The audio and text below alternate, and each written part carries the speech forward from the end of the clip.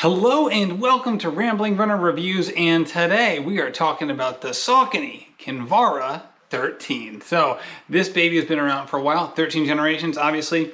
That means more than usually 13 years, and I have had this shoe in the past. So I think it was the Kinvara 9 or 10, I always forget which one, but I really enjoy the Kinvara, and it's been known as a lightweight daily trainer that has enough spring, enough lightness to be also considered for a workout day, for a race day. It really tries to toe the line between a lot of different kinds of categories. And in recent years, the Kinvara has kind of been lost in the shuffle for Saucony, right? They have the Endorphin line, the Endorphin Speed, and so many other running shoes that have kind of taken the mantle of what it's like to be a race day shoe with the carbon plates and the TPU plates and things like that. And the Kinvara seemed to be lost a little bit in the shuffle of what it means to be a running shoe these days, because it's not super stacked height.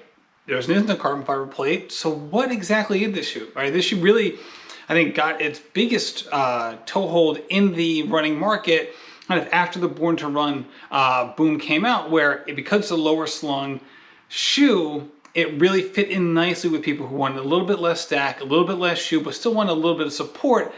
And now I think this shoe is back, and I cannot wait to talk about it. So the Kinvara 13, like I said, it's a slimmer shoe in terms of the weight and the stack. So we got 28.5 millimeters in the heel and 24.5 in the forefoot. That's a 4 millimeter drop, which is a fairly low drop, and also just less EVA midsole compared to a lot of shoes. It's also 7.2 ounces in a men's size 9 and 6.2 in a women's size as well. And as you can see on the bottom, this also helps with a lot of the weight. There's very little rubber here. You see a little bit here on the toe spring and a little bit here in the heel, where most people get a lot of, this is kind of the spot that most people have a lot of rubbing. So it's strategically placed. You can see a little bit of wear and tear right there on the outside, on the lateral side of the heel.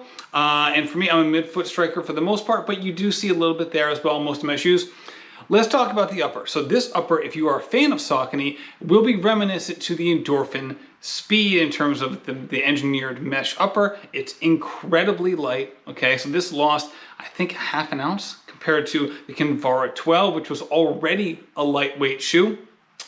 So you have a kind of a normal, standard Saucony type fit, okay? So it's not a super, race day type fit. I think it's a little bit slimmer than, say, the Ride series has traditionally been. From a heel cup perspective, you still have plenty of structure here in the heel, which is not normal for a lightweight shoe. Most lightweight shoes, one of the first ways they're able to get there is by decreasing the amount of support in the heel. Is an easy way to decrease the weight, but that's not the case in this shoe, which is 7.2 ounces for men, 6.2 for women, is incredibly light. There are plenty of race day super shoes that would yearn to have that kind of weight, and that's exactly where this is, which makes it really exciting. So I really enjoyed the upper. It fit me very well. My foot is a kind of a medium to narrow side. And it fit me just fine. I can see this working for a lot of people. Now, this is not a stability shoe by any sense of the imagination. This is a neutral shoe for neutral shoe lovers only. As you can see, tons and tons of flexibility in this shoe. Again, the platform is wide, so you have plenty of landing zone on the shoe, but it is not for people who want stability. Okay, you want to look elsewhere for that. So, as you see, as I said, we'll talk about the outsole real quick before we get to the midsole, which is really the name of the game. There's really nothing to say. Okay, you saw the flexibility, you see the EVA grooves here. This is a Power Run foam, which is an EVA compound, and that's right down to the sole. Obviously, you're not gonna get a ton of durability with this shoe, okay? But that's not the worst thing in the world, as you'll hear from the price when we talk about value. But overall, it's not falling apart, okay? I have pretty close to 100 miles in this shoe. We're calling a 100-mile review. I'm right there. I also use this as a lifestyle shoe because it's just so darn comfortable. So from an outsole perspective, it's like, you see right here, it's a pretty good spot, so on and so forth. But I wear the shoe every day, all the time. I just love wearing this shoe. So the outsole has had more wear and tear than just the running miles, okay? Let's talk about the midsole. This is just an issue that I have with so many running shoe companies. So this is a Power Run foam. You would think that every shoe in the Saucony lineup that has a Power Run foam, that would mean the same thing. It doesn't. This Power Run foam is incredibly soft. Okay, I can easily put my fingers in it. It moves really well. It's soft and springy underfoot. That's great, right? I'm not complaining about that. That's exactly what I want out of this shoe, and I was delighted when I found it to be that way. However, I was at first a little hesitant. The reason I didn't buy the Kinvara 12 was because of the Power Run foam, because I had had previous versions of the Saucony Ride, and I disliked that foam very much. So I'm like, all right, I have that. I have the Brooks Cascadia, which says they have the Power Run foam in it. This is just a different compound, and I wish that Saucony, and there's plenty of other companies who do this too, would tell us what kind of foam, right? Skechers is the same way. Skechers has Hyperburst.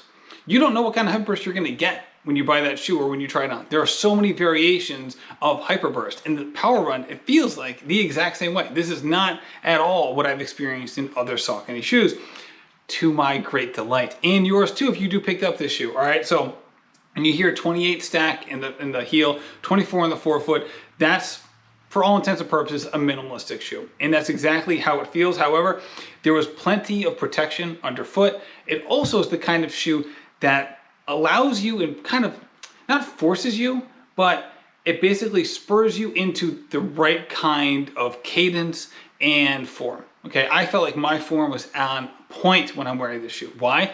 Because I can't run sloppy form in this. Okay, you just can't.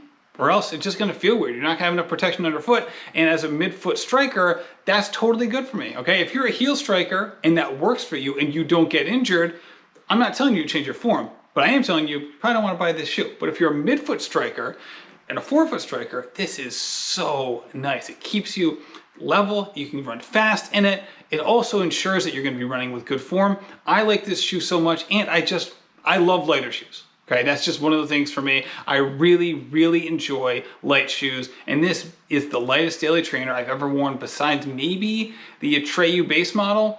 But I think a lot of people would compare this to the Atreyu base model because of the weight and because of the minimalistic type feel in terms of the EVA midsole with no rubber outsole. This just has a better midsole than the Atreyu base model. I just really enjoy this. I think on some level you could potentially compare it to the Hoka Mach 4 because of the EVA outsole, but I think that's just a softer shoe and it also has a higher stack. I think this shoe is kind of on its own in terms of what it's able to provide, but it's a really, really good ride. And at a little over $100, it's a great deal. It's a great deal, and I really enjoy this shoe. It can serve multiple purposes. You can go fast, you can do easy, and you can even race in this shoe. I have no problem running a 5K, a 10K race in this, maybe a half marathon, but definitely a 5K, 10K race. I'd have no problem doing that in this shoe. I really wouldn't. So, for all intents and purposes, again, if you are a midfoot striker, you don't have any stability issues, and you like a light shoe, you gotta pick this up. It really is a dream. My light back there just went out, so if the lighting looks a little different in the second half of this video or the last minute or so, that's why. But don't fret, we got plenty more videos here on the Rambling Runner Reviews. So thank you so much for watching, and happy running.